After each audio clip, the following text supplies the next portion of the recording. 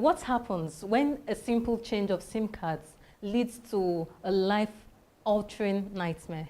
Well, a lady is crying out for help because DSS tracked and arrested her father just because of a simple change of SIM. Well, you need to stay tuned on Atlantic Media and TV because this will be coming up later today on Trending. With this in mind, let me specially welcome you to Viewpoint on Atlantic TV. I am Mercy Irabo, and you know what Viewpoint is all about. We start with the dailies, we go straight into the dialogue, and of course the news comes around and trending. And you know you can engage with us on all our social media platforms, on Facebook, on YouTube, on Instagram at Atlantic Media and TV. We need to go on this quick break, and once we return, the dailies will be next.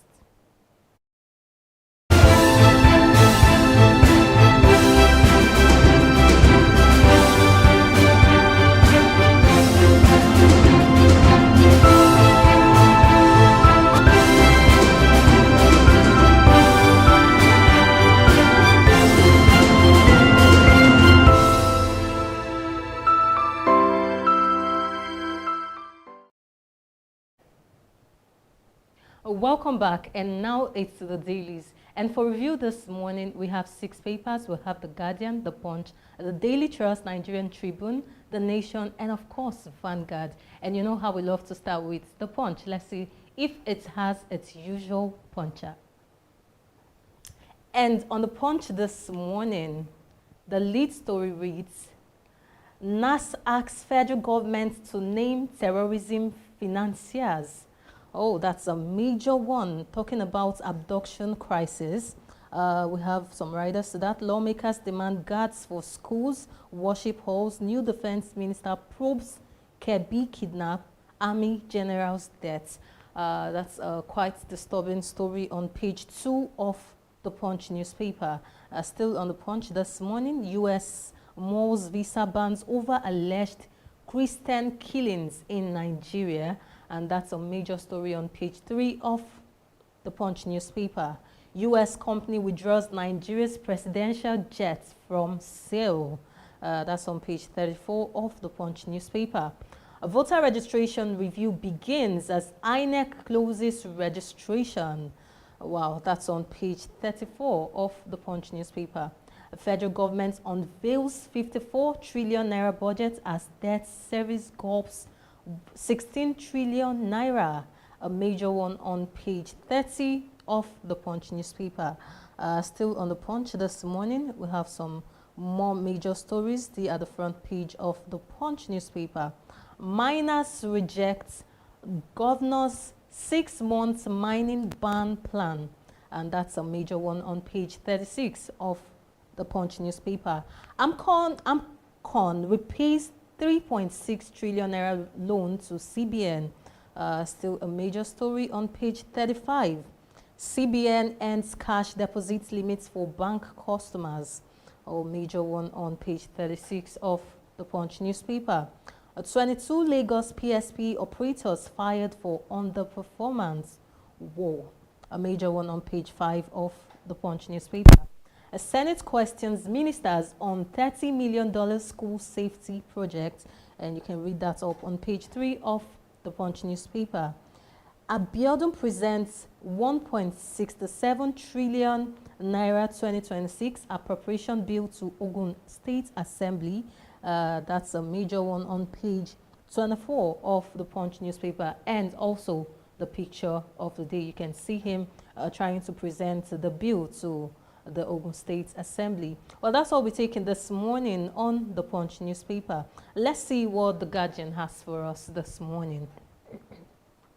On the Guardian this morning, the lead story, Senate reps adopt hardline anti-terror measures, back Musa. That's a major one on page 6 of the Guardian newspaper. Stakeholders demand a legal backing for IREV e-transmission of results. You can read that up on page 3 of the Guardian newspaper.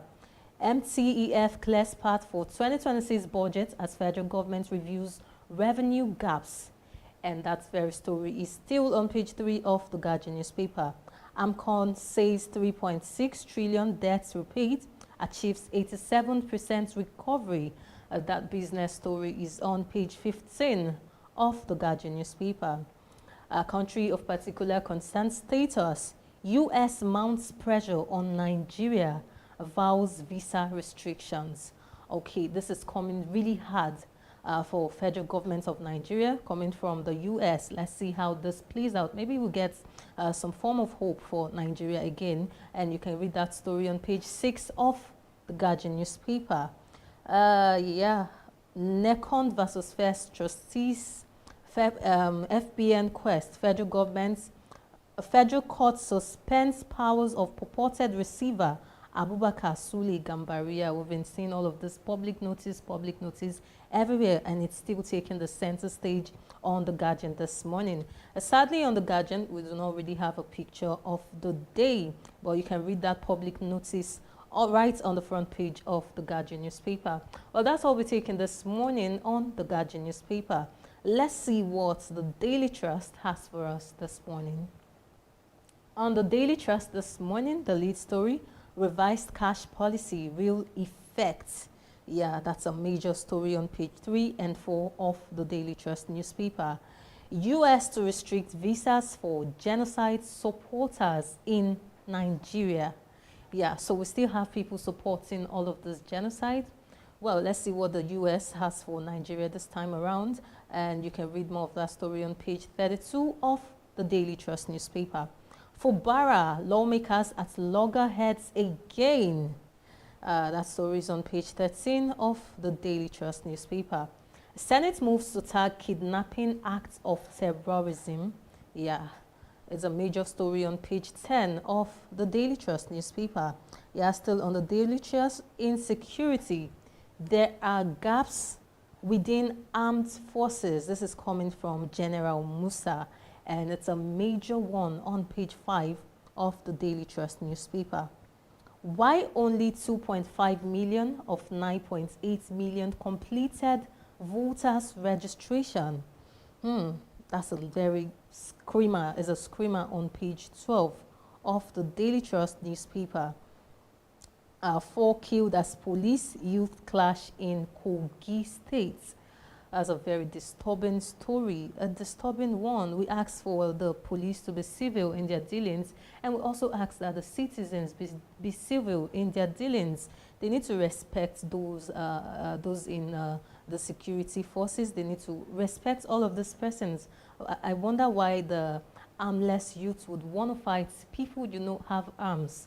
Well, a disturbing story it is on page 3 of the Daily Trust newspaper. Gunmen abduct 3 students in Edo State. Yeah, we saw that very disturbing story, I think around the Ekpoma Ihumudumo axis. Yeah, they abducted about 3 students. It's a very sad and disturbing story because when you think it's far, the whole kidnapping, abductions are not happening in the South region, but sadly it's happening, and then 3 students abducted in Edo State. But you can read more of that story on page 38 of the Daily Trust newspaper. What we have as the picture of the day this morning on the Daily Trust, members of the All Indigenous Contractors Association of Nigeria protest at the Ministry of Finance over non-payment of debt yesterday. And we've been seeing all of this protest threats and all of that coming from the All Progressive All Indigenous Contractors Association of Nigeria. We hope that their demands are met in no time. But that very story, which is the picture of the day, is still on page 30 of the Daily Trust newspaper. Well, that's all we're taking this morning on the Daily Trust newspaper. Let's see what the Nigerian Tribune has for us this morning. On the Nigerian Tribune this morning, the lead story, U.S. restricts visas for Nigerians violating religious freedom. We have lots of riders to that. Reps ask federal government to name sponsors of terrorism, banditry, wants terrorism-related prosecution to be expeditious and transparent, advocates establishment of terrorism, kidnapping, banditry tribunal during constitution review process. You can read that big story on page 2 and 4 of the Nigerian Tribune. Still on the Nigerian Tribune, FEC approves 2026 to 2028 MTEF projects 34.33 trillion naira revenue. Oil projection selling at 1.8 million bid proposes $64 per barrel benchmark. And you can read that very story on page 3 of the Nigerian Tribune. A Central Bank of Nigeria raises weekly cash withdrawal limit to 500,000 naira, scraps cash deposits cap. You can read that story up on page 5 of the Nigerian Tribune. Musa assures of winning war on insecurity as Senate confirms him defense minister. Yeah, that's a congratulations to him, and we hope that he helps fight all of this insecurity going on in the country currently. But you can read that very story on page 3 of the Nigerian Tribune. Still on the Nigerian Tribune this morning, Ogun, one of largest contributors to non-oil revenue, this is coming from Abiodun, presents 1.669 trillion proposed budget for 2026 to Assembly. This is coming from the Ogun State governor to the Ogun State Assembly. But you can get more of that story on page 14 of the Nigerian Tribune. Still on the Nigerian Tribune, Oshun withheld local government funds. Supreme Court delivers judgment tomorrow, and that very story is on page 24 of the Nigerian Tribune. 4 persons killed in fresh attack in Kogi. 38 Eruku abducted worshippers return home. Oh, this is a mixture of a disturbing and an exciting story. Yeah, some of the abducted worshippers, we saw that viral video. I think we had that video on trending. Well, 38 of them returned home, but fresh attacks still in Kogi State. So it's still a very disturbing story. But you can read that on page 16 of the Nigerian Tribune.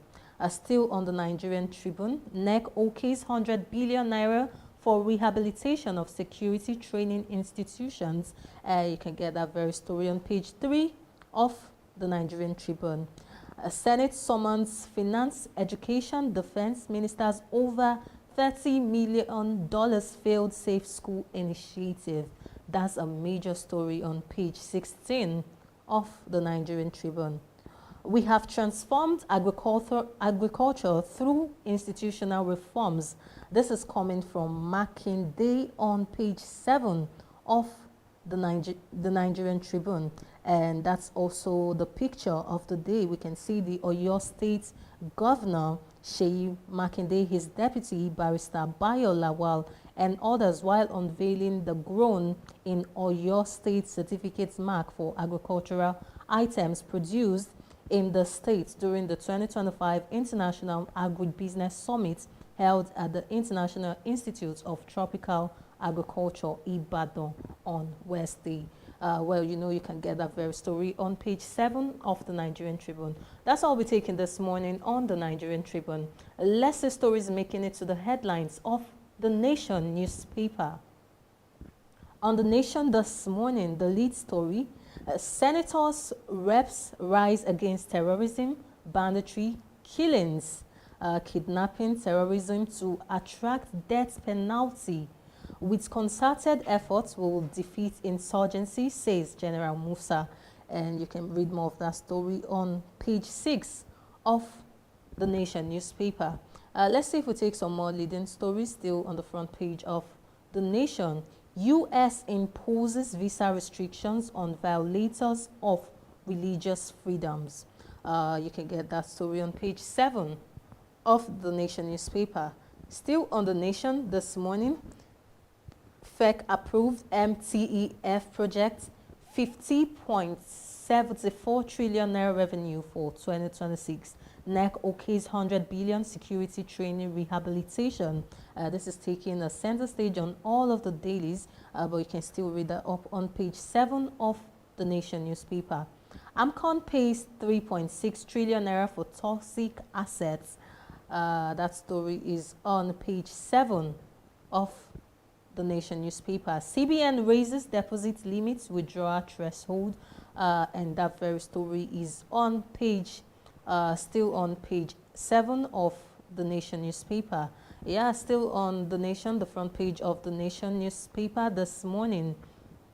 NECON versus First Trustees. FBN quest. Court suspends powers of purported receiver Abubakar Sulu Gambari. Court maintenance of a status quo antebellum, and that very story is on page 7 of the Nation newspaper. Let's see if we take some more leading stories at the bottom mass of the Nation. A Senate panel recommends clearance for ambassadorial nominees Oke, Are and Dalhatu, and that very story is on page 7 of the Nation newspaper. Let's see what we have as the picture of the day this morning on the Nation newspaper. Unveiling Edo as host. Officials of Niger Delta Development Commission, NDDC, and Dunamis Icon Limited unveiling Edo State as host of the second Niger Delta Games. Edo State Governor Monday Okpewole receiving the official plaque from the NDDC Managing Director, Dr. Samuel Ogbuku. With them are the NDDC Executive Director, Finance and Administration, Alabo Bona Iyaye, and Dunamis Icon Limited Managing Director, Games Projects Consultant, Sir Itiako Ibokbo. Yeah, you can read that very story right on the front page of the Nation newspaper. Well, that's all we're taking this morning on the Nation newspaper. Let's wrap things up with the Vanguard newspaper. On the Vanguard this morning, the lead story, no more negotiation, ransom payment to terrorists. And this is coming from the new Defense Minister, General Musa. Reps seek transparent prosecution of terrorism-related cases. Senate backs death penalty for kidnappers, financiers, informants, and others. Open trial of terrorists won't change anything. This is coming from some lawyers, and that very big story is on page 5 of the Vanguard newspaper. Still on the Vanguard this morning, Shettima to governors. Overcome challenges, not explain them. And you can read that up on page 9 of the Vanguard newspaper. Let's see some more leading stories even at the top mass of the Vanguard newspaper. FEC OK's 2026 to 2028 MTEF projects projects 34.33 trillion naira revenue, and that story is on page 8 of the Vanguard newspaper. U.S. issues visa ban on Nigerians involved in anti-Christian violence. Yeah, that's a major one on page 8 of the Vanguard newspaper. Niger abductees will be rescued soon. This is coming from Governor Bago on page 13 of the Vanguard newspaper. A CBN removes limits on cash deposits, raises weekly withdrawal limits. That's a major one on page 19 of the Vanguard newspaper. Still on the Vanguard, let's see if we take some more stories even at the bottom mass of the Vanguard newspaper. A 4 trillion naira debt. Angry contractors besiege finance ministry, demands 760 billion naira payments. Yeah, I don't know why you owe debt up to 760 billion naira. And these people are always out trying to protest to see how they can get all of their demands met. And I hope they really get their demands met real soon. But you can still read that up on page 9 of the Vanguard newspaper. Gunmen attack Abia governor's team in Imo State. A very disturbing story on page 11 of the Vanguard newspaper. Let's see if we have some more. Okay, I think we'll just take the picture of the day on the Vanguard this morning, talking about the 14th Practical Nigerian Content Forum in Yenagoa. We can see some critical stakeholders right there at the 14th Practical Nigerians Content Forum in Yenagoa, Bayelsa State. This played out yesterday. That's all we're taking this morning on the Vanguard newspaper. Yeah, interesting stories on all of the dailies this morning, and you know I will always employ you to grab a copy of any of the papers that you find really interesting and catchy. Well, I think we need to go on this break, and once we return, the dialogue will be next. My name is Desoka, the comedy catalyst, one of Nigerian comedy. All right, guys, back again. Yes, boss. My name is Osh, baby. Yemi Alade. Yeah, what up, people? It's your boy Victor AD. Girl Niniola. My name is my wife, not just celebrity type man. My papa say, who won't carry cow, waka go, waka follow the cow. I know the life for you. I see you know you're watching the Atlantic TV.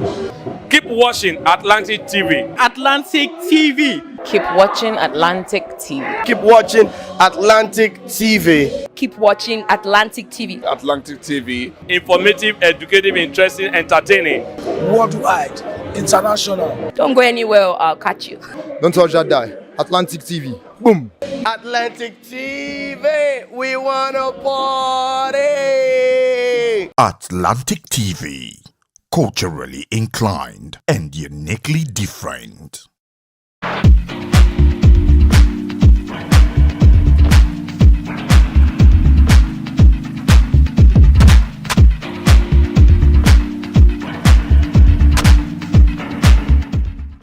There's a growing correlation between insecurity and also the issue of resources as it concerns Nigeria.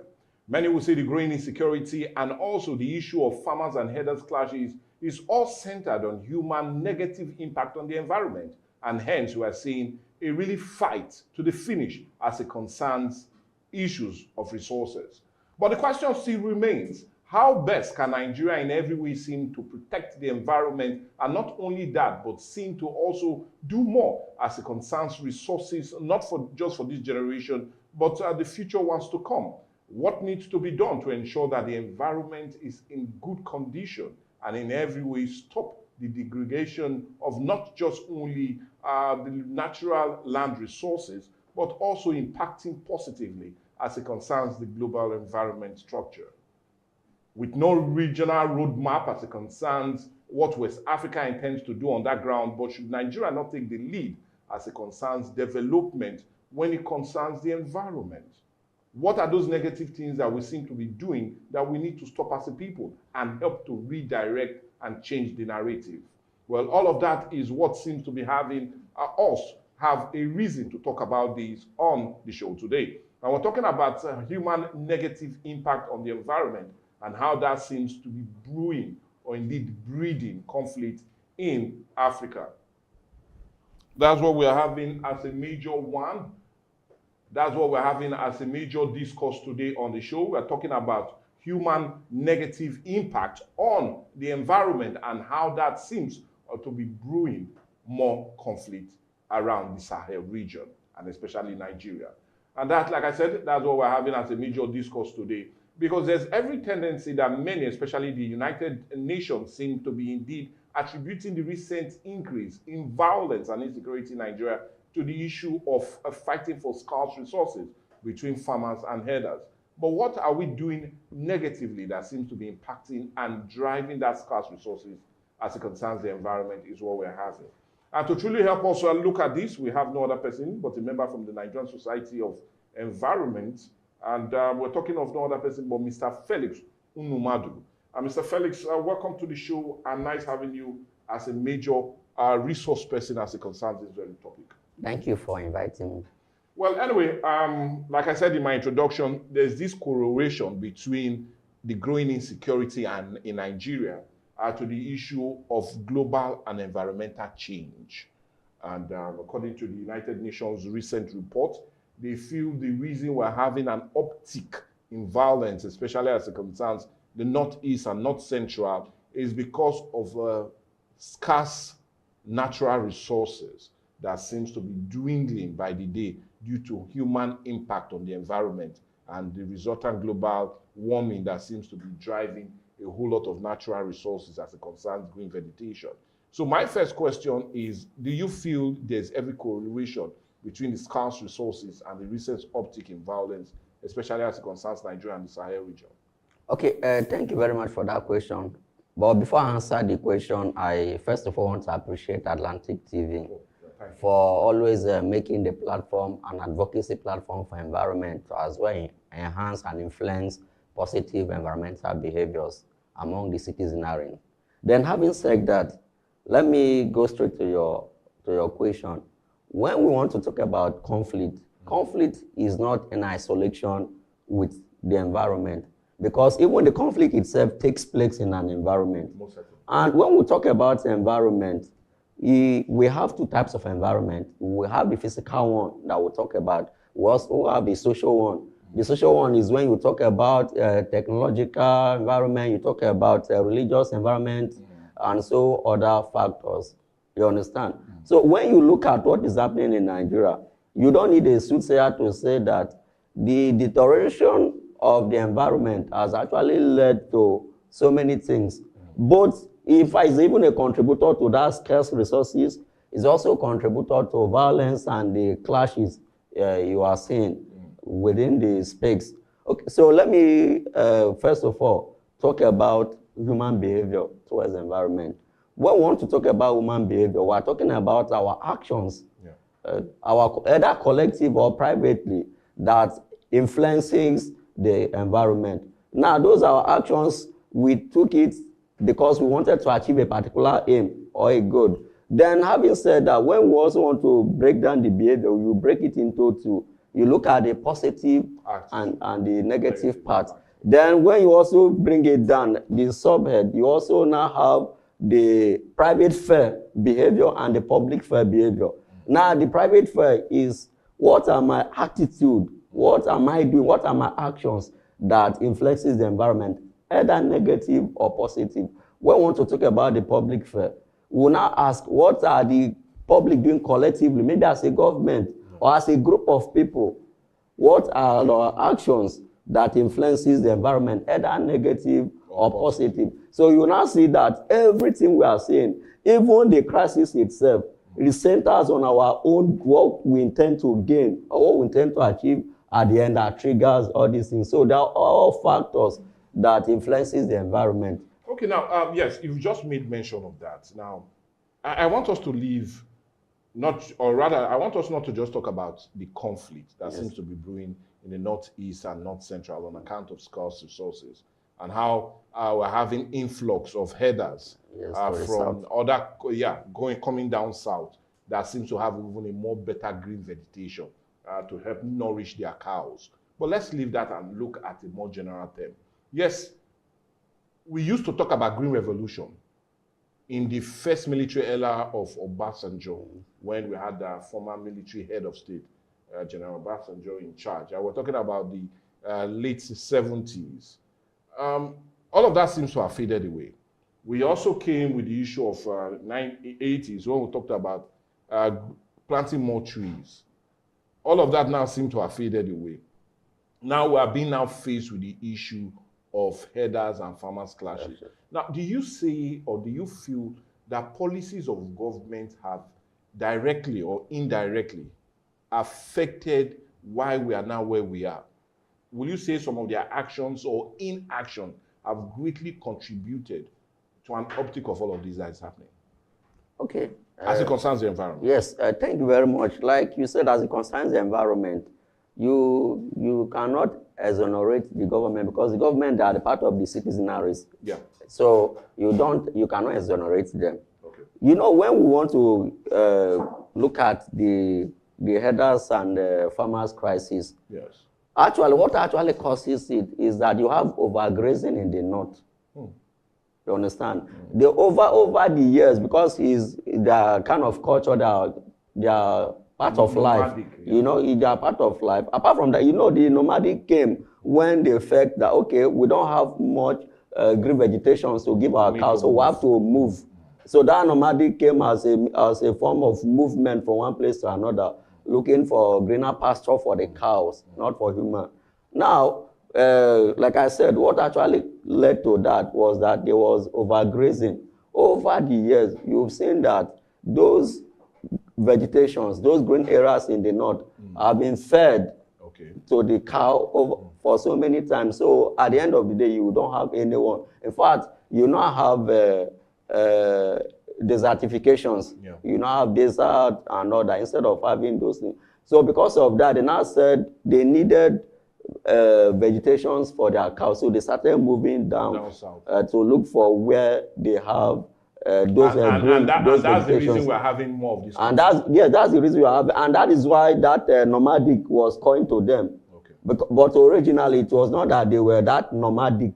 It was as also because of the effect on environment that made them nomadic. So we can see that the effect of our activities on environment, it cannot be overemphasized, of the impact it will have. It will have both on our social, both on our culture, and even it can even change our pattern of belief. The environment influences your belief. You understand? Now, like I have established, you've seen that because they don't have more vegetation, they have become nomadic in nature. And it's also the same way that you see that the environment also causes people to migrate from one place to the another. So when you look at it, like I said, back to your question, like I said that last time, I said the major problem we have in Nigeria is that government does not have that systematic approach. They have individualism approach. That means they are individualistic in nature. Their approach is revolves around one person, just like the references you made in your introduction. You see when General Obasanjo came, he has his own Green Revolution. And because he is the head of state, people tend to follow. You understand? Then when he left the position, because it was not systematically in place, somebody else now came with another idea.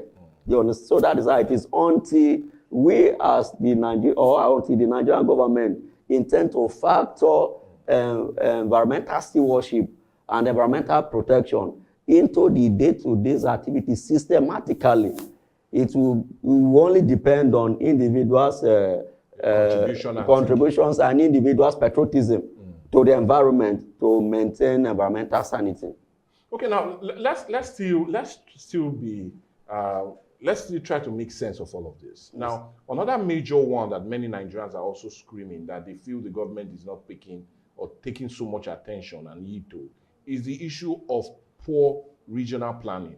Just like we've talked about the issue of overgrazing. Yes. If the government had taken effect of these maybe 3 decades ago, we will not be having the little crisis or the major crisis we're having now as it concerns migration of these herders that have now turned into bandits on account of not having enough grazing ground for their cows and are now coming down south and causing all these troubles. Now, let's look at another major one that persons feel the government is not also taking heed of. It's 2 major ones. Now, the first major one is the issue of regional planning. They feel the present, both in all 3 tiers of government, both at the local, state, and federal, is not paying heed to this. And because of that, like we stated, just 2 weeks ago, we had a report that 114 Nigerians were killed within the period of 1 month on account of flooding. Yes. Now, let's look at that also. Look at the risk assessment. Are we going to see an uptick of more persons die on account of poor regional planning in the country? Okay, thank you very much for that question. Talking about poor regional planning, like I would say, Nigeria, they have so much policies and regulations. The basic challenge and regulatory bodies. Yeah, and they have regulatory bodies. Yeah. But the basic challenge they have is enforcement. Okay. One, those in the government or those in power, they lack the political will to enforce it. Then, 2, again, I also see it, like I always mention, to me is ignorant. Because ignorance on the part of the government. Ignorance on the part of the drivers of, not the government. Government is a body, but the drivers of government. Most of them, they are ignorant. For instance, let me give, for instance, if you make me a minister of power, for example, I don't know much about power except the inclinations I got from environment. You know, that we say I need a green and renewable energy and all that. I don't know the integrities. Which will not form your mindset and policy around. Yes, I don't know the integrities of power. So, for example, if I become the minister of power, or in fact, that one is even closer. Let me use the minister of health. I don't know anything about, I'm not a medical doctor. You now appoint me as a minister of health. What do you expect from me? I'm going to use my environmental knowledge to judge health issues. So in that, you see that at some point, I'll be putting a square peg in a round hole. I will not do the actual thing. That's why I said ignorant. If those that driver, for example, the Minister of Environment, Commissioner of Environment down to even the environmental supervisor in local government, if they are inclined with the environment, you see that they will channel their policies in that manner. But because they were not inclined, and most of the time, they felt they have economic objective.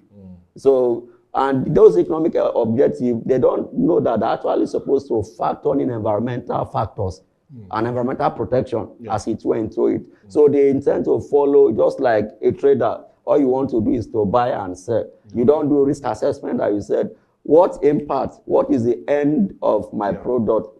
What impact does it have on the environment? If I will ask myself, this clothes I'm wearing now, at the life cycle of this clothes, when they have the lifespan, where should I discard it? How do I manage it? Those are the questions I'm supposed to ask myself. But because these people, like I told you, the drivers most time, they are not actually inclined in that sense, in that aspect. So they intend to push what they felt they needed immediate feasibility, like they wanted to see what citizens will do. No matter what, when you look at the development, like the urban and regional planning you said, when you look at the development is supposed to have a systematic plan in place. In fact, what Nigeria lacks most is data. Okay. When you are projecting, when you are doing projection, when you estimate that this year, for example, Nigeria is 2 million, next year, they are likely to give birth to about 100 children, then let's assume, okay, we are likely also to have logs, or we are likely to have about 50 deaths.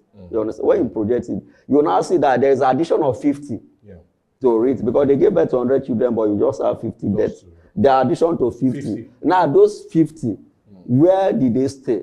If, for example, I have mapped out this area, and the other land are not attended to, I will ask myself, these 50 people, would they be confined in the same space? Within that closed space. You understand? Within the closed space.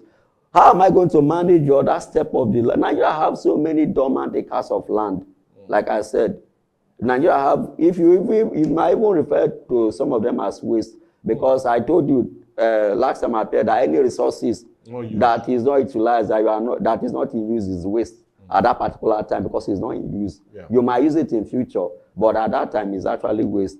So if Nigeria, they have this plan and strictly follow the plan, like I told you in my last appearance, I said, you are supposed to say this area, this is the type of building, because of the topography of the place. You are supposed to build downstairs, no upstairs. Then you are supposed to maintain some parameters from the waterways, the estuaries and other bodies. You are supposed to maintain biodiversity. You are supposed to have environmental aspects. These are what that are supposed to be in place. But we don't have that plan. All we know is clear this area, build for development. And that is why, because of the population, that is why you have these shanties, like I told you. Because people intend to move down to urban cities. And when the city is congested, they try to attach themselves and they build shanties. You understand? So urban and regional planning is supposed to have the data and projection of development, stride, and how they intend to cope in future. That's what they're supposed to do. That is what sustainability is all about. You make use of the resources for the benefit, and also ensure that the future generation, they have access to the same resources to solve their own problem. So to me, when it comes to urban and regional planning, Nigeria is lacking in enforcement, not in policies and in law, but they are lacking in enforcement. Okay. Well, anyway, well said. Now, we've talked about two major and critical issues that seem to be pressing hard on us. We've talked about the issue of herders and farmer class on account of scarce resources when it comes to grazing of the cattle, and farmers also planting to sustain themselves and their family. And we've talked about the issue of flooding that is on account of regional planning. Now, let's leave those two major policies and come to health of Nigerians, especially as it concerns how we use our environment. Now, we are almost within the period of rains going into the dry season. We call it Harmattan season. And on one major illness that seems to plague Nigerians around this time is the issue of cough and catarrh due to dust and haze that seems to be hovering around in the environment. Now, let's look at that. Let's come back to deal with the issue of the environment. Now, why are we having an uptick and increase the issue of catarrh and cough within this period? Okay. Why is that always so prevalent around this time? Like you said, you know, the season itself has its own trigger as it comes to allergic reactions in our body. Now, when you have like the rainy season, those wet season, you are likely going to experience cold. Okay. And those could also, they also trigger this cough and catarrh. Yes. So what actually happened is that the reason is that when your body system is overwhelmed, you know, in your body there is what we call homeostasis that stabilizes the temperature within your system, no matter the external forces.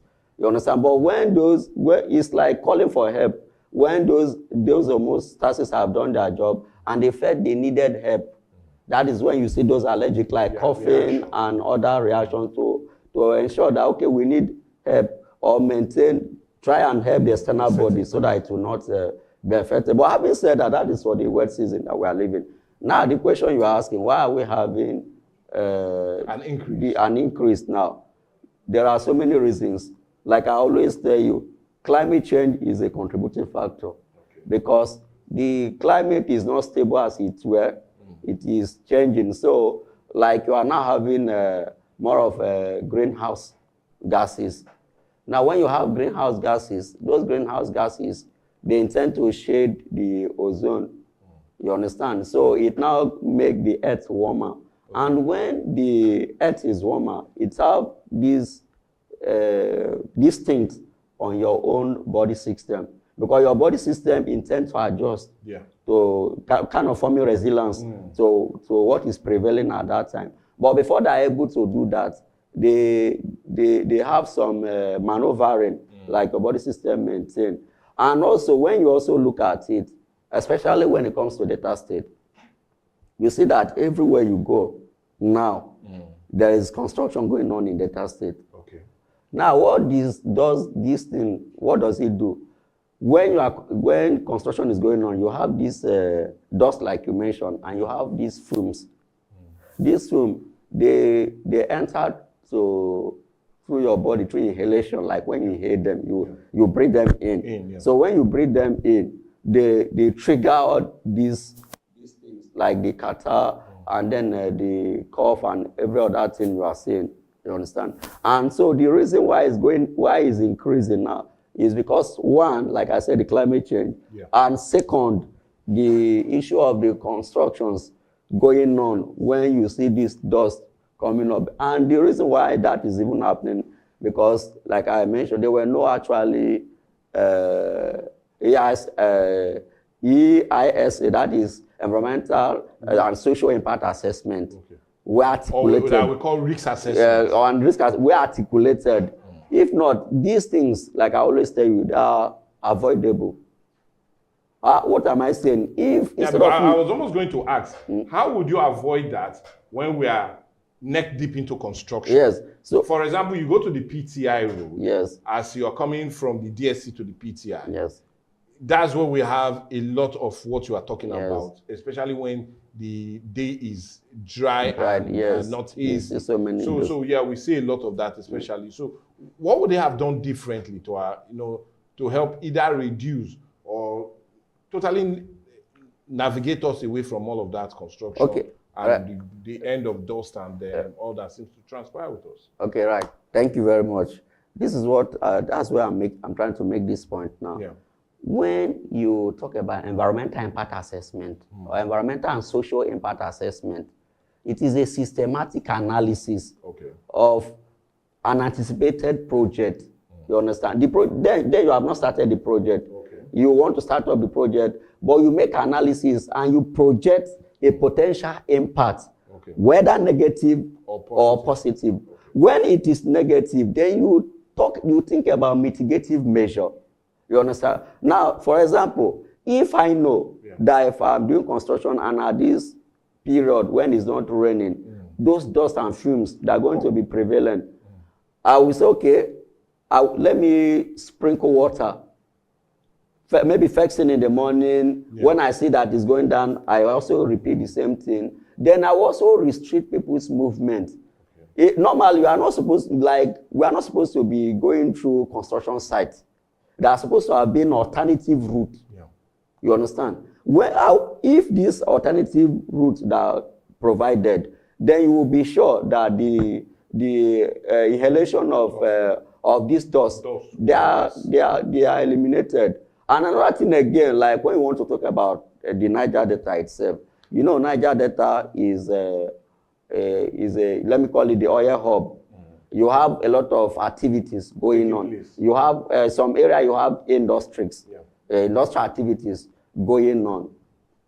One thing that human body does is that there are ways we absorb chemical, you understand? Like the intake of chemical to human body comes in different way. Like I said, you can inhale it, like you breathe it in. There also, another one again can be injection, like when you inject it to your body, you understand? That one is injection. The other one is injection. Injection like digestion, when you swallow. Then you also have absorption that comes through your skin. For example, you might be passing a dust area, you cover your nose rings, you cover your mouth, but they tend to stay close to your pores. They stay and they percolate, they enter through your pores. In fact, that is even worse because that finds its way to your bloodstream. Now, the one that is in your nose, you can easily have allergic, and then because like this hair we are seeing in our nose, their work is actually to filter some particles. That is what they do for us. So these nose, they can help in filtering the particles.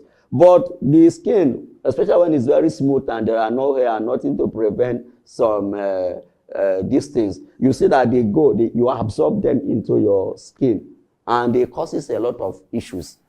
Now, if the skin is that so important in helping us, because you've now made mention that it can help also absorb into the skin. Yes. But many will say it can also best protect against. Now, let's talk about the issue of, we're talking about risk assessment and the issue of health.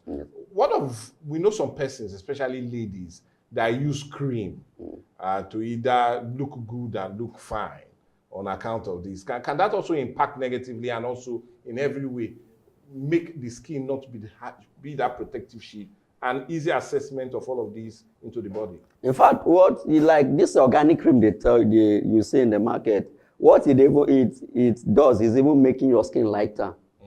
Because it tends to peel out the out layer, then bringing out the inner, which is very succulent, attractive, and very fine. It tends for ladies, it tends to do that. So this organic cream is even worse. It is even worse when it comes to ladies. And trust ladies, it's like they know, most of them, you don't like, unlike men that you can easily expose yourself to someone, they don't do that. They try to protect and prevent themselves from that, and which is very good, because they will become more vulnerable to those things than that is even not using cream or using the normal cream.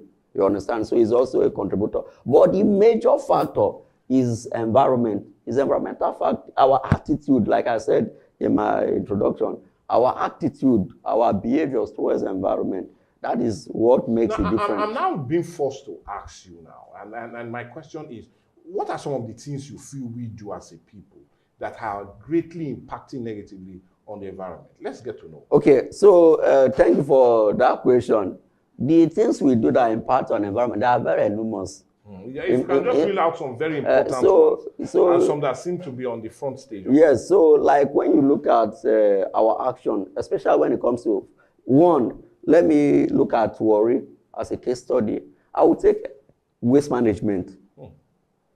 Improper waste management in worry is the damage we are doing to the environment on one side, and is also contributor to this flood. You just read out 150 people died. If we continue, like you ask, if it's going to triple if there is nothing, because if we continue this way, imagine we know that Warri is a water-prone area. Like you have some amount of dormant water when it rains. It is that time they will come to pour their waste and all that into the same water, and not forgetting that those water will dry off. You understand? And when you are even doing that, do you know how it causes flood? When you are doing that, it prevents percolation. Percolation. Yeah, to the soil. For example, if I throw my waste because I see there is a storm water there, I throw my waste there. For example, I will have plastic, like the ones we call cellophane. I will have other waste. I will even have clothing. Yeah. You understand? I will have clothing. Don't forget that they now form shade to the soil. Yeah. So percolation becomes hard. When the way the heavy water is dropping, it does not percolate, like the soil will not be able to absorb it. Because they are like a canopy, they're not acted as a shade. Before you know, you will see that the water is still there. Okay. You understand? Because what we refer to flood, for example, is when you have a huge amount of water. You understand? At a particular place, at a particular time, as a result of, let me call it unanticipated rainfall. So it remained there. And before you know, when it rained more, because it's not percolating, it's not going down, you will see that the water is building up. And once it builds up, it becomes flooded. Over time, yeah. Over time, it covers everywhere. And there is no escape, because there is no escaping route from to the soil. That's one. There are another effects again of this improper waste management is you block the water channels. When you throw those waste, they go as long going to the water channels, they block, they stay there. So those water that comes, they now have something like a shield or a preventive, like a barrier, let me call it barrier. They now act as barrier, preventing them to pass free the water channels and go to those water banks where they're supposed to be. You understand? Once that is done also, you anticipate flood. You understand? Then when we want to talk about erosion itself, like we said, when you have overgrazed somewhere, like when you have cut down all the trees in that place, erosion is likely going to take place. You understand? So even mining itself, like when, especially when you go towards the north, like from Auchi, they do these quarry activities where they this limestone and even gravels that we use. You understand? Those are the activities that actually impact the environment negatively. Then we want to look at our industries, for example. Like in Nigeria, you see that Nigeria is still doing gas flaring. In fact, those in the 21st century, like for example, cooking gas is very expensive in Nigeria, but you are just wasting it. You understand? There are technologies in place that you can, like in some people they call it condensate. Those things they flare. So they call it condensate. It's like a mixture of a kind of vapor and small oil attached, small gases. You understand, attached to it. That's what they flare. So if they can bring this thing, they can turn them to cooking gas and other things. So gas flaring is also one of the major character that is contributing to negatively to environment. Then you also want to look at even farming, for example. You know, when I was growing up, my grandmother, they normally do this land rotation. Like they will farm here this year. They will leave that parcel of land. They will go there for about 3 years. To make it regenerate. Now what they are doing is to make it regenerate. But nowadays, you don't have that system. Maybe the person, they have one part of land, and because the communal system of ownership Nigeria practice, most of the family, they've sold their land. So they don't even have that much land to do the land rotation. So what they do, only one parcel of land, you continue farming, they're adding fertilizer. You are killing the nutrients of the soil. And you are even calling for flood, and you are calling for erosion. Because over time, when you are overstretched that parcel of land, these are likely, apart from losing its nutrients, flood and erosion that place is prone to flood and erosion. Now, let's come so to there the- are so many. There are so many. Like I told you initially, I can also continue counting. Even when you look at our health sector, Okay. the management of those medical waste, they call them medical waste. The question you ask when you go to our health sector, how are they managing those medical waste? Is another question. One, when you don't manage your medical waste properly, is even not only environmental risk, just like other ones I've mentioned. They don't have only environmental risk, they have health risk and they even have economic risk. And they have the socioeconomic risk as All well. attached to it. All attached to it. Okay, so when you don't manage all this, your medical waste, this one, is still under the waste management. Yeah. When you don't manage your medical waste properly, one, if you dispose it anyhow, because most of those wastes are infectious. Most of them, like the blood, they contain some diseases and infections. So you expose the soil to soil pollution, you expose water pollution as well. Because when you have soil pollution, you're also likely to have water pollution because the water flows through the soil. So it will wash it away and take it to the tributaries and the streams. And don't forget that the villages, most of the streams, they go straight there, take the water without proper treatment, and they drink. So you are seeing, so it means now you are now treating some set of people and exposing other people to more. And don't forget that the secondary contaminant is more dangerous than the first contaminant. Okay. That's what people don't know. And let me tell you this today. If anybody is smoking cigarettes where you are, you have two options. Walk away from that vicinity or tell the person to off the cigarette. Because what the person is, they will call you are a secondary smoker in that area. But you are more prone than the first smoker. The first smoker, the cigarette have the filter. You understand? So there are some elements it can take. But it is one that is releasing both what is in the system is bacteria are there, everything that is what is given to you. Free of charge. So you are more dangerous. You are more risky. You are in a risky position than the person that is smoking. So that is how these secondary infections operate.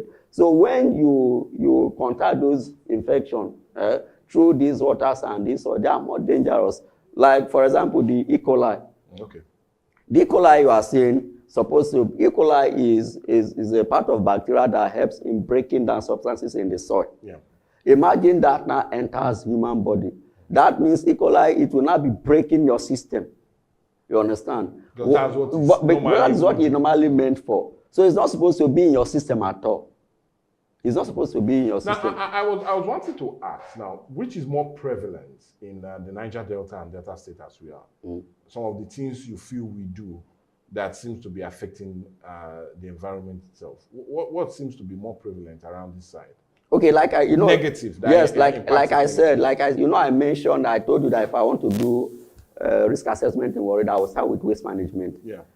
Improper waste is one of the most prevalent because every household, they know that they need to dispose their waste, even if they don't know any other thing about the environment. But they know themselves that them keeping those waste around the environment will make it more dirty and dangerous to them. They know that. Yeah. You understand? So that practice of improper waste management is more prevalent in Delta State, especially in Warri, where you see that it is raining, like I told you, they turn in their waste into the storming waters. They just felt that the water is going away with their waste. But they don't ask themselves, where is the end? Where is it taking them to? You understand? Those waters are not like human that they can walk and travel. Yes. You understand? They have a channel they pass. So and they also forget that the impact they make in Warri can as well affect people in Asaba and people in US. Because the environmental impact is not like when you contaminate these places, remain there. It's like a transit, it is on transit, or it spread, it moves. So, for example, when you can throw water here, And you'll be surprised that that water will find itself in, that waste will find itself in the sea. Because by the time you follow the water channels, the rivers and all that, and you find itself in the sea. You understand? So one of them is that improper waste management. Then the second again I've seen is these scavengers. Okay. That we call them aboki. They call them aboki, all these people. These scavengers, what I think government should have done is to properly arrange them, educate them, organize them. You understand? Because when you go to some parts, some area, you see that they will be digging the ground. Yes. Digging for maybe even a cover beer. That's what they're digging for. They dig for so long for a cover beer or something. After digging and they will leave that place, what do you think happens to that thing? You understand? Those are not questions they're asking themselves. And sometimes they themselves, like I said, I've said it in this program, that they expose themselves to health risk. I also mentioned that what they even get is not even enough to take care of their heads. They don't even know that. When the time comes. When the time comes. So they're supposed to, because when they expose themselves to this hazard, then they expose themselves to this hazard over time. You see that they are risk. Yeah. They are at risk. In fact, they become vulnerable. Yeah. And once they are vulnerable, you don't eliminate that they are likely to get attacked from those illnesses. So those scavengers should be well organized. And I also want to go back to the waste management, like I said. Apart from those, because I just mentioned those people pouring their waste, then this, how do I call them? Should I also refer to them as scavengers? These people that push his wheelbarrow to collect waste from one place to another. They do that. Local waste. Yes. They push wheelbarrow to your house. They pack your waste. You give them money. But most time you'll be surprised that you find your waste on the middle of the road. Your waste is in the middle of the road. Because at the end of the day, they will not have where to take it to. It is not that structured and organized that once you carry your waste, this is the dump site for this. And like I told you, these people, they don't do waste classification and characterization and segregation. They don't do all those things. They just keep all of them. They just keep all of them in one place. Both even the biodegradables and non-biodegradables, they join all of them together and pack them to those places. You understand? So if we can organize our waste, they should not also forget that waste is wealth. And I defined waste that last time. I also said it that waste is also depends on the availability of technology, the time and where it is generated. I also said that what you call waste now is a raw material to somebody very close to you might not even know that the person needed it as a raw material. So if it is well organized, we can have access to people that will need this waste.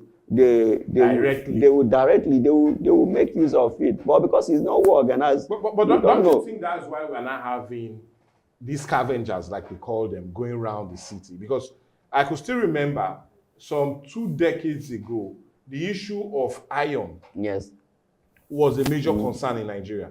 Anywhere you go, you see, and it does not decay on time. Yes, it doesn't even decay at all. It might It does get rust, but it takes a whole lot of time for it to degrade. It does not degrade. Okay. Iron does not degrade. Are we saying it's not a plus that we now have all these aboking scavengers coming to assist us with that? Second one now, the issue of rubber is also on the front burner. Yes. Nowadays, you hardly see containers for rubber. It is now also in higher demand. And I've learned most recently, sachet water, what we call the cellophane or sachet water, is also being sought out for. So would you not call this as a blessing in disguise, having all of this being helped to remove them among or around where people normally stay?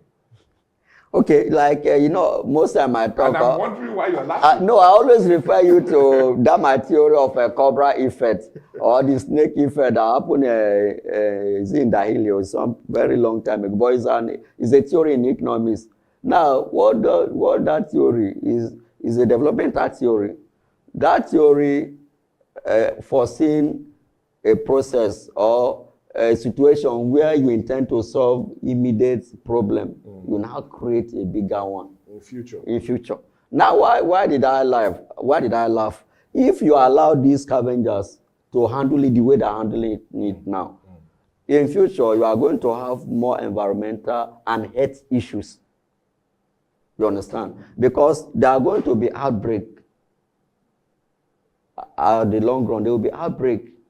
How are you going to? You will not have, let me say, you will not have a huge burden on the health facilities, which we even have minimum. You understand? So what I'm saying, in essence, the government should organize it properly. When it is well structured, make sure that these people, they are trained. You tell them where to pick, where to drop it. They have a system of when they will collect what they have paid. Like when you go to, even in Lagos, I saw it somewhere in Lagos. I can't remember now. When I went to Lagos, there's now this machine like ATM machine. When you go there, you take your plastic to the place, and over time, yes, it gives you money. You understand? Like when you go to US or other developed countries, that's what you have. You don't have people pushing this up, and only you can pick just one you have, slot it there. It's mechanized, you understand? From there, you don't know how they take it from there, but it's a mechanized system. They're already disposing it in the best way without posing the health issue to anybody at all. You understand? And it's being recycling as well. So if we want to properly do it, so that it will not have a negative impact on the environment and the health, that means we have to structure it. Since we are not that mechanized, we don't have that technology in place, you can organize them. You understand? Like I said, you can organize them. Okay. Give them these scavengers. These scavengers, give them personal protective equipment. Okay. At least to protect themselves. Tell them the kind of places they are supposed to access. Then how they intend to take those this thing they are looking for there. Then where they will drop it, organize. You understand? Don't forget that most of them you see them, they pick these things around. And during the means of transportation, they littered it on the road. During the means of transportation. What they have suffered this time today, they lose half of them. You now see other ones coming behind to start picking those as their own source. You understand? So it is not well properly organized. So it's all organized. about government's inadequate or inability of restructuring and putting these things in place. Yes, government should restructure and put in it should, like always use that word, system. It should be a system, not individual. Okay. Don't tell me to fix it today. Then when I leave the office, it go back to normal, even become worse.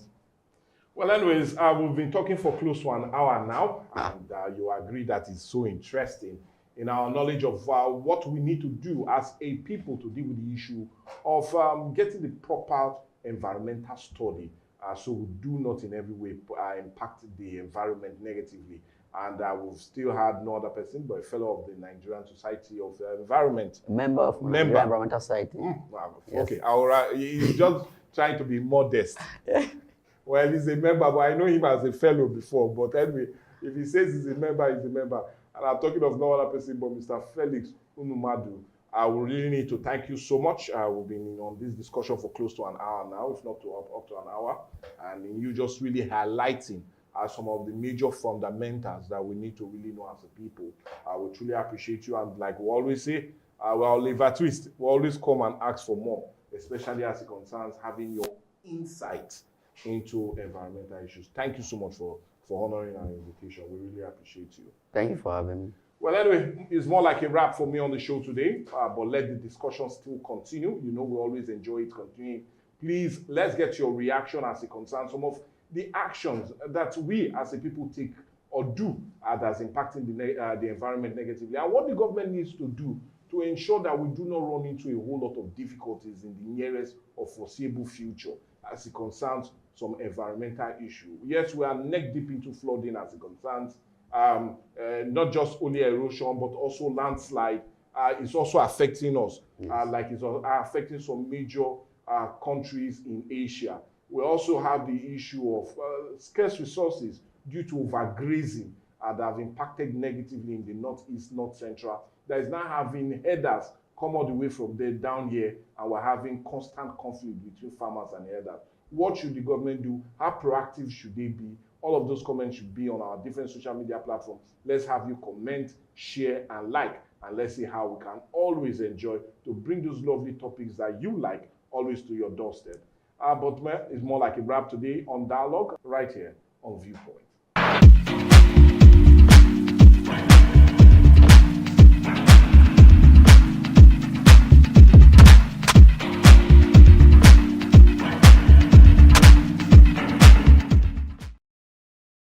Behind closed doors, too many suffer in silence. Too many lives are scarred by violence in the very place that should bring peace, the home. Domestic violence is not love. It is pain. It breaks trust, destroys lives and families, and steals futures. Domestic violence is not a private matter. It's a violation of dignity, and it must end. Because hitting a woman does not make you a man, but correcting her in love and staying in peace with her is God's plan. Together, we can raise our voices, protect the vulnerable, and rebuild lives. Say no to silence. Say no to fear. Say no to domestic violence. Powered by Atlantic Media and TV.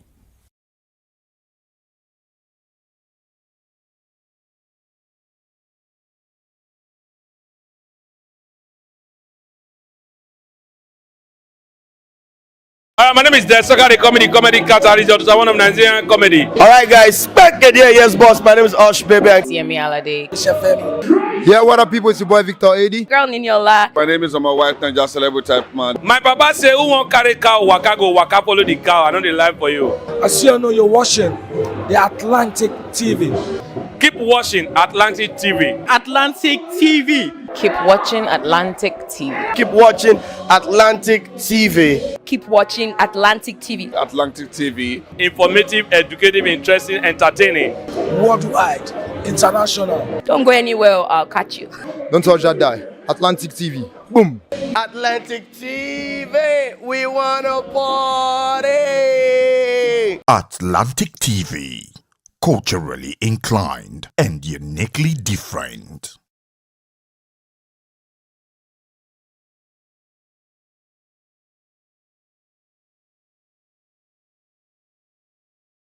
Every year, millions of lives are stolen, dreams cut short, futures traded in silence.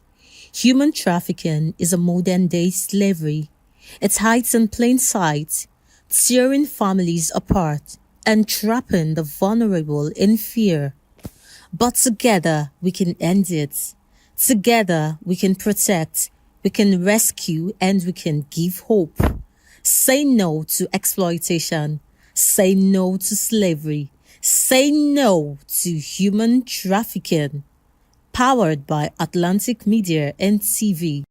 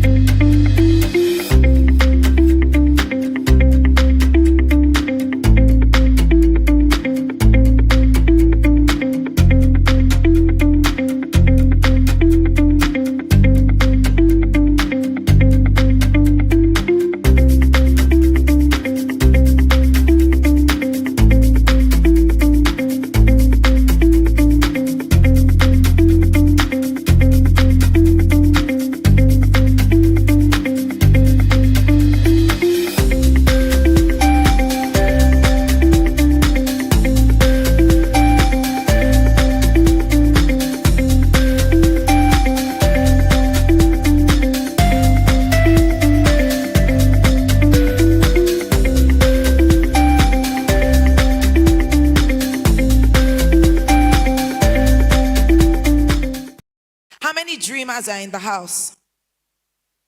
Okay, all of them raise hand. Well done. My name is Shalewa, a student from Viewpoint International School, and I wish to become a software engineer and a data analyst to work with softwares like Google, Chrome, Safari, create my own website, create my own app, which people can use to change the world in both the medical profession, in both digital, and every aspect and area of the world. Please, can we give Shalewa a round of applause? I'm committed to making sure that journey happens. We'll definitely be partnering with her.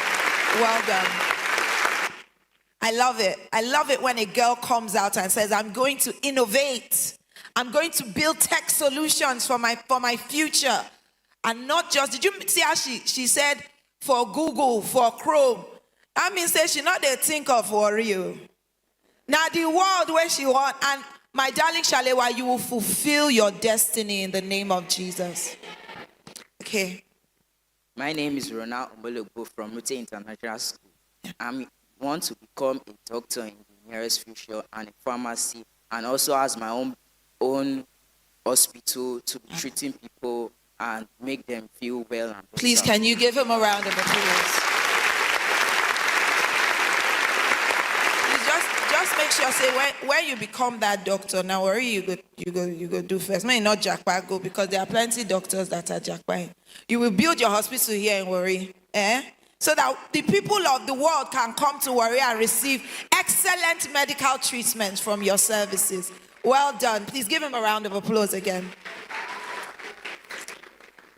Good day, everyone. My name is King David Obende. I'm a student of First Baptist Secondary School. My future, what I would like to become is a petroleum engineer, not just at that.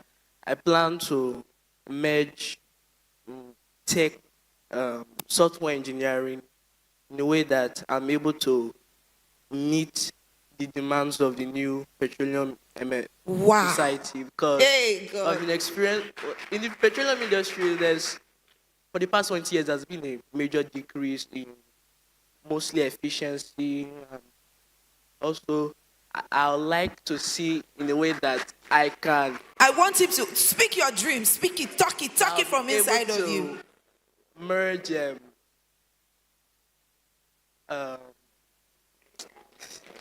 Please give him a round of applause. You see, the Warri child is not dull. We are not dull. We are brilliant. Say, I am brilliant. My dreams are valid. Your dreams are valid. Please, can you give him a round of applause? He wants to merge tech with petroleum to bring tech solutions to the petroleum industry. How old are you, sir? 15 years old. Good day, everyone. My name is Amezi Shibuke Emmanuel. I would like to be the president of Nigeria. Come on! Come on!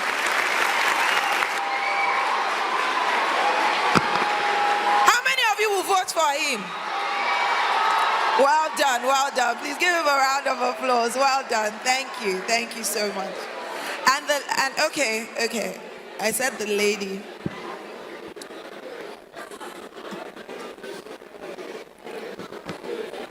Good day, everyone. My name is Onehimuna Divine from Delta Secondary School. One of my dreams is becoming a large-scale farmer, and I would love to open a very big farm in between Delta State and Edo State. Thank you.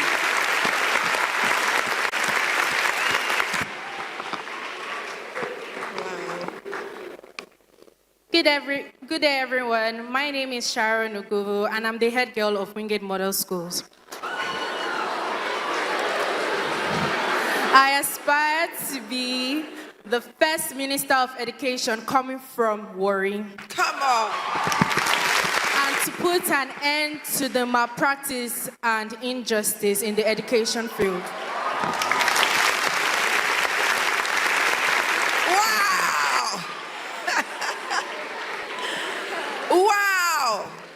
I am proud to be the Queen Consort of Warri Kingdom.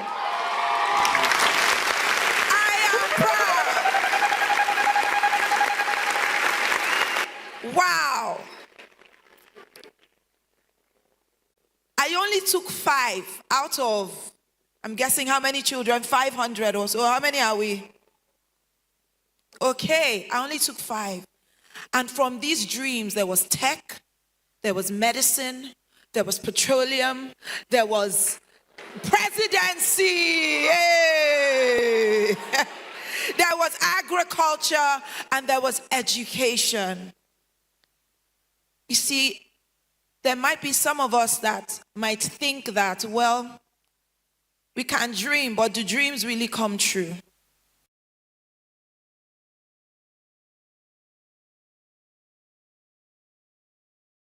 Let's see how you're gonna rap now. His name is Jay. Everybody say Jay. In 10, and 9, and 8, and 7, and 6, and 5, and 4, 3, 2, 1. Yo, let's go. Let's move it on. Say, let's go. Oh, let's move it on. Can I say, oh, we wanna party. Moving on. Oh, we wanna party. Come on, stand up. Oh, we wanna party. Oh yeah. Oh, we wanna party. We are here at the show. Chilling really nice. Oh, you all looking good. Thank you for the compliment, bro. You are looking very nice. Oh, look at her now. She's looking good. She's looking fresh. Look at her swag. It's looking kind of nice. Oh, give it up for her. Give it up for her. In 5, and 4, and 3, 2, 1, go. My God, he did for me. It's too short for me. Oh, as to be my loving daddy, it run out for me. Way out for day if you not be saying now because of you I the shine today. Your love will bust my brain. I go follow you every night today. Your love will cover me. Say blessing they follow me. Now you will hold my destiny. No they fear anything no. So put your couple in. Find Jesus, join your papa. Find Jesus, join your papa. Find Jesus, join your papa. Say, according to your knowledge and your will for me, what you say is you. I don't need to because you are not a man that those that knows you would trust in you. Not the nonsense, no chariots. By the power of flesh, no man can prevail. DJ Emmy. Turn it up, turn it up, turn it up, turn it up. And 3, 2, 1, come on, Brian. I was in the plane going to Spain. It's the plantain when the policeman came. He searched my pocket and he saw cocaine. He took me to the station and I can't explain. He gave me 12 knock on my head maintain. The liar, go to a fire, he will flog you with a wire. As Jeremiah in the book of Zechariah. Today Allah say, don't eat gala. Tomorrow na salad.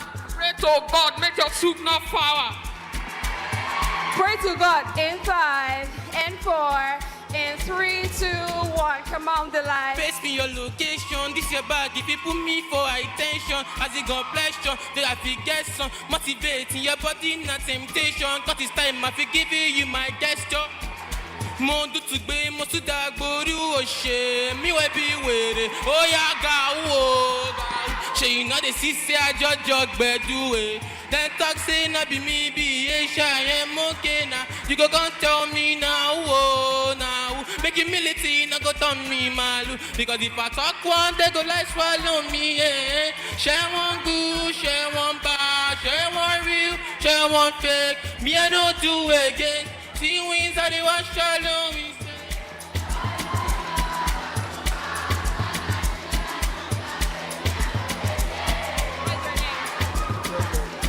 All right, T for Treasure, let's go. Hey, my name is Treasure. I go put you on pressure. I dey drive some truck, can be anything on pleasure. Ground full force full ground. When they see and they go any year, it go better. All of you now fine, see us all of you now fresh. I dey blush all of you now, not be contest. You see us are fine, I be fine, but like this. When they call me black hip hop, I dey rush up on a beat. 12 midnight, we know they drive alone. Any year, it's on the phone, we dey drive and they go. We dey mash and they go, they mash and they go. Reverend, they march and they go. They go, they go. You all know me very, very well. I'm not here to tell you about myself. I'm here to sing about it to the world. You all know me very well. I'm not gonna tell you about myself. I'm trying to sing about the world, yeah. Once upon a time, yeah, me, I was broke. No money, everywhere they shook. Can't entertain my visitors with coke. People come to my house, I can't give them any coke, yo. And then tell me, and I'm... Nice one.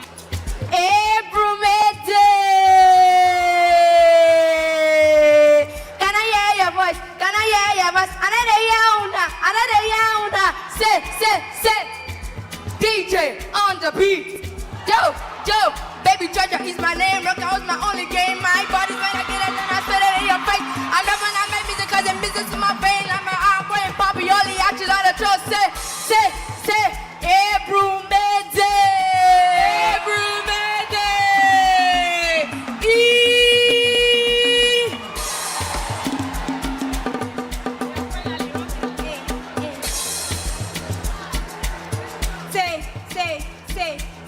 Say, yeah, Vanna, where the paradox come.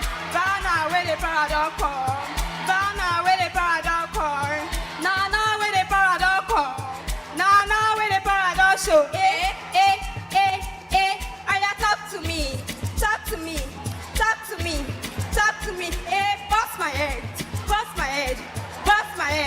Bust my head. He dey enter.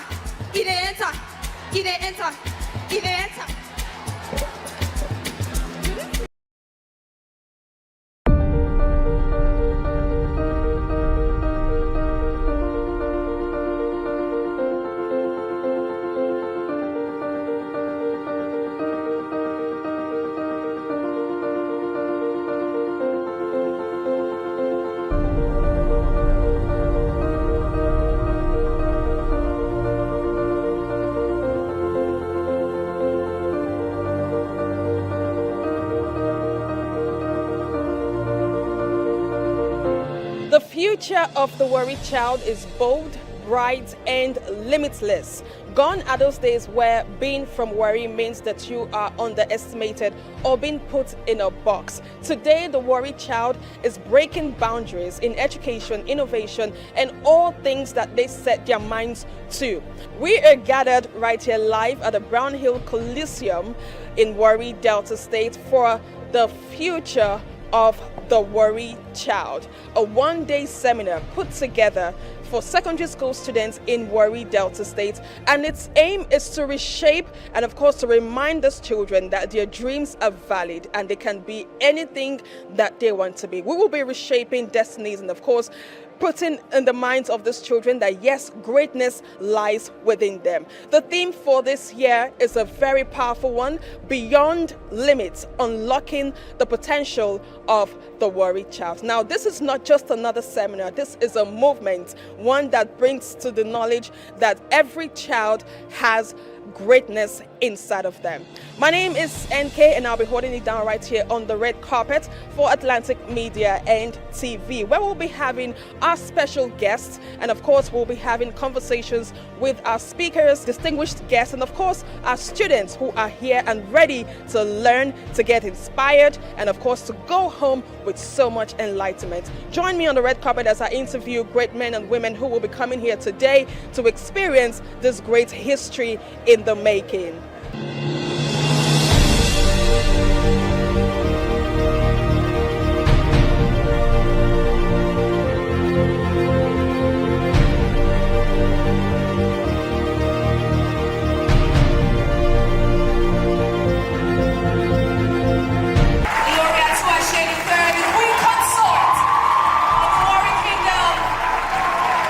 The future of the worried child is in your mouth.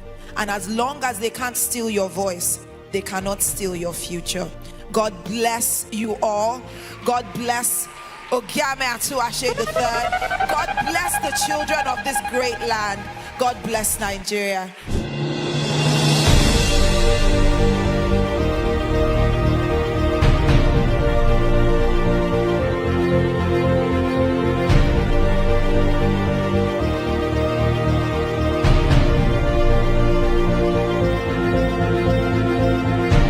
child can do anything possible, because we believe first God made them, and if God made them, God actually made them without limit. So we are trying to sell that dream back to them, no matter what they've been taught, no matter what they've been told, that the worried child is going beyond limit. To unlock children's potential, it starts with you as a parent. What we are here to do is to also put them in the direction of, as you are working, also get yourself checked. Going beyond the limits, beyond unlocking your potential, knowing your place, owning your story, finding the obstacles, identifying them, leaning into the lessons that life throws at you. So generally speaking, it's all about honing yourself and looking around you to solve problems. When you are a problem solver, you will always have value. I'm a product of worry, so today I am that future standing here, and for that reason I have no doubt the people that will come after us will do greater things.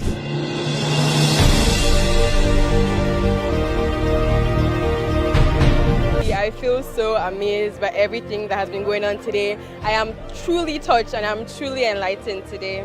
I feel very nervous coming here, but meeting new people and seeing that, there are lots of opportunities. Thank you most for the opportunity that have given to us, the future of the worried child.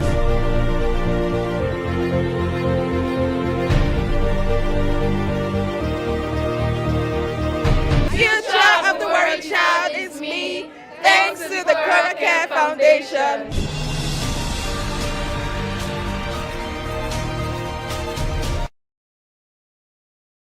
The future of worried child.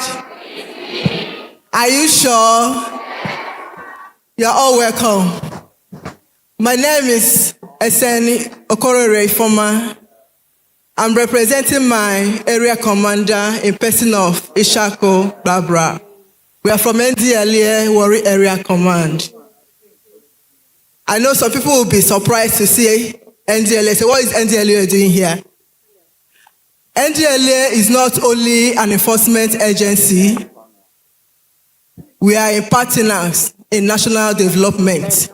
As in, we believe that drug-free youth, they are the foundation of a great nation. That is why we believe in doing campaign, as in sensitization campaign, in schools, in churches, markets, communities, in order to educate our youth the dangers of substance abuse. Now, the program, the title of this program says the future of worried child, why the theme is beyond limits. Yes, for you to go beyond limits, you must refuse to be identified, as in refuse to identify by your background or your challenges. Okay?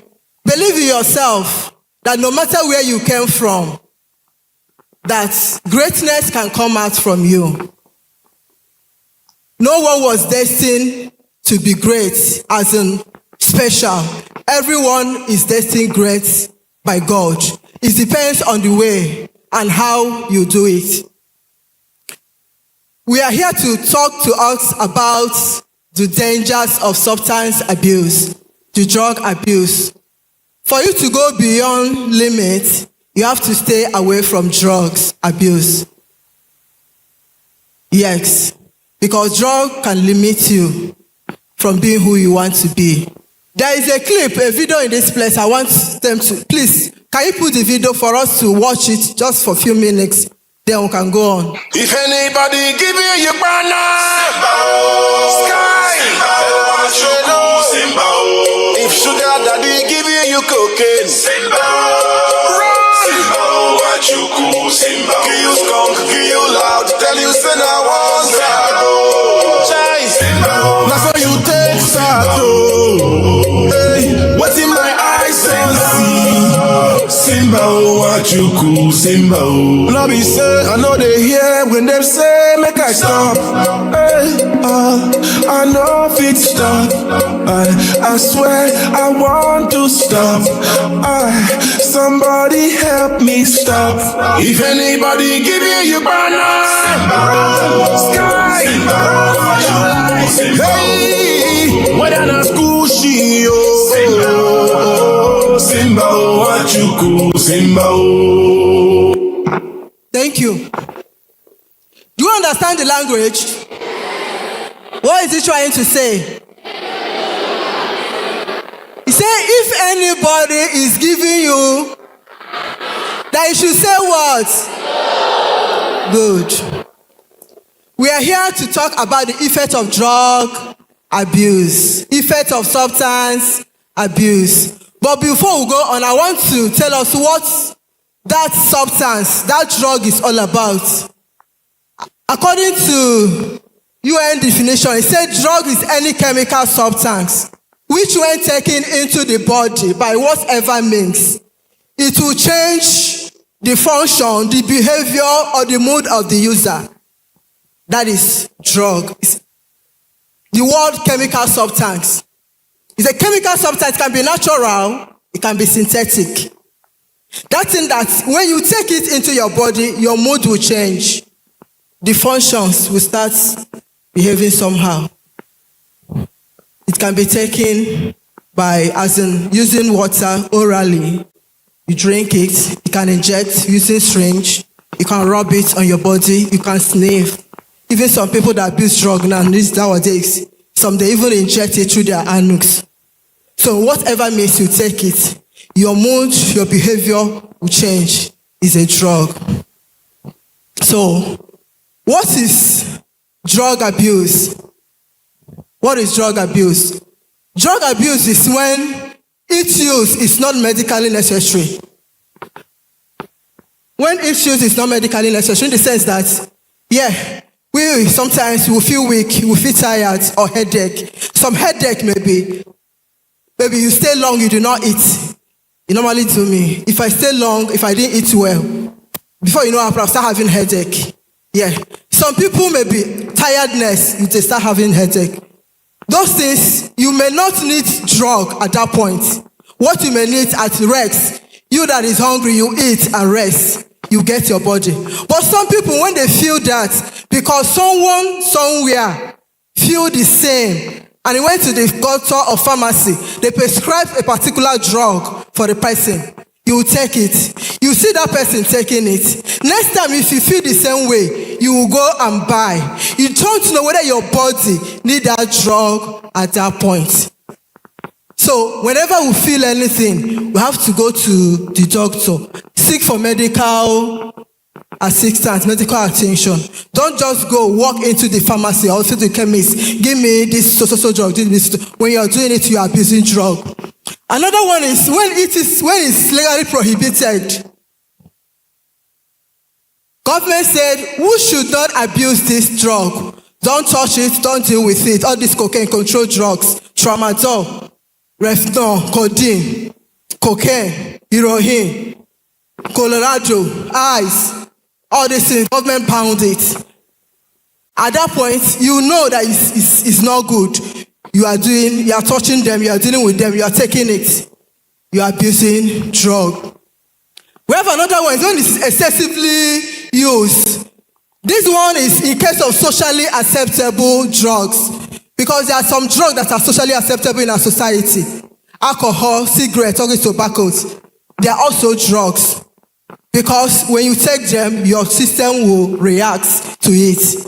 But because it's socially acceptable, people go ahead and abuse it the way they want. Somebody will just go carry one carton of beer. You want to finish it. You are betting, I can do this. I can finish one crate or 2 crates.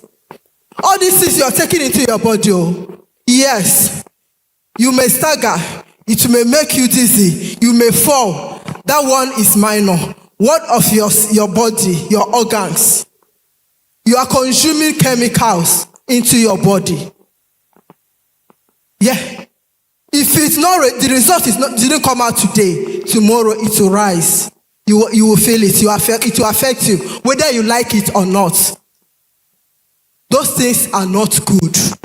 Your kidney, the chemical, because those things you are consuming is chemical. It's chemical, whether you like it or not. It must destroy one of your organs in the body. If not kidney, your liver, your heart, all these things, it affects you. We should stay away from them, even though it's socially acceptable. When you take it, anybody, government says nobody is going to arrest you. But think about yourself. Think about your life. Okay? So, we should do what? Stay away from all those things. Even if you want to take beer, you take one bottle in a week, you don't do. But even that bottle it will still affect you. The best thing for one to do was stay away from substance abuse. These are examples of drug commonly abused in our societies today. No, if I ask questions now, I know people will mention this is a few out of the drugs that people are abusing. There are even someone that we have in our homes that we don't know that our children are abusing it. I know if I say this, people will be surprised. We have Maggi, we are using Maggi to cook in our house. Good. If you see Maggi like Asara, they will carry Maggi, put inside like Asara, cook it and leave it. It will ferment the next day. It's high. Your hypo, the hypo you use in your house, you use to clean your toilet, your thing.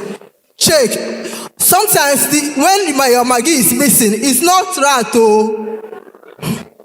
Don't just say rat. It's not rat. They carry my Maggi. Or your hypo. You come today. I bought all these sachets of hypo, like 5. You use 1. The next day it will reduce to 3. It's supposed to be 4. It reduced to 3. You say, okay, maybe you misplace it.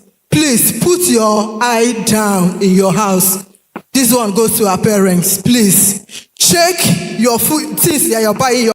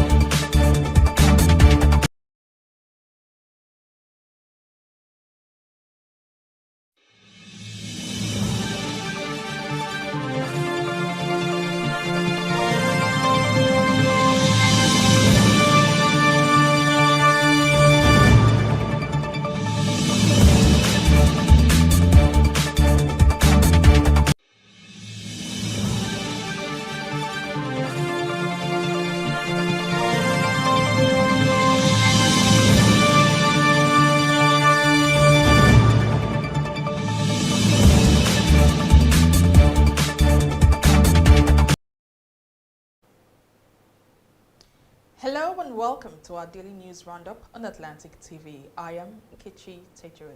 Here are our top stories.